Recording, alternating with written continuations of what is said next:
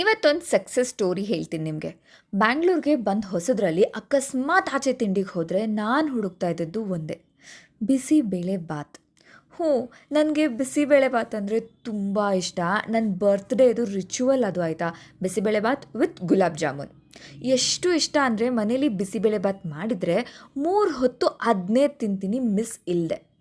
But ಮನೆಯಿಂದ ದೂರ ಬಂದಮೇಲೆ ಗೊತ್ತಾಗಿದ್ದು ಎಲ್ಲ ಬಿಸಿಬೇಳೆ ಬಾತ್ ನಮ್ಮ ಅಮ್ಮ ಮಾಡೋ ಥರ ಇರಲ್ಲ ಅಂತ. ಒಂದು ಕಡೆ ಹುಳಿ, ಒಂದು ಕಡೆ ಖಾರ. Most of the places literally ಬೇಳೆ ಸಾರು ಅನ್ನೋಕ್ಕೆ ಒಗ್ಗರಣೆ ಹಾಕಿರೋ ಥರ ಇರ್ತಿತ್ತು. Then I decided enough is enough, ನನ್ನ ಫೇವ್ರೆಟ್ ಫುಡ್ನ ನಾನೇ ಮಾಡ್ಕೋತೀನಿ ಅಂತ. ಅಮ್ಮನ ಹತ್ರ ರೆಸಿಪಿ ಕೇಳಿ ಮನೇಲಿ ಬಿಸಿಬೇಳೆಬಾತ್ ಪೌಡರ್ ಮಾಡಿ ಬಿಸಿಬೇಳೆಬಾತ್ ಮಾಡೇ ಬಿಟ್ಟೆ. ಮೇಲೆ ಕಾಯಿಸಿರೋ ತುಪ್ಪ, ಪಕ್ಕಕ್ಕೆ ಸ್ವಲ್ಪ ಖಾರ ಬೂಂದಿ ಹಾಕ್ಕೊಂಡು ತಿಂದರೆ ನನ್ನ ಆತ್ಮಕ್ಕೆ ಆವಾಗ ಸಂತೋಷ ಆಯಿತು. ಅಮ್ಮ ಮಾಡಿರೋ ಥರನೇ ಇತ್ತು ಗೊತ್ತಾ. Full happy. ವಿಡಿಯೋ ಇಷ್ಟ ಆಗಿದ್ರೆ ಲೈಕ್ ಹಾಗೆ ಸಬ್ಸ್ಕ್ರೈಬ್ ಮಾಡಿ ಆಯಿತಾ. ಮತ್ತು ನಿಮ್ದೇನು ಸಮಾಚಾರ?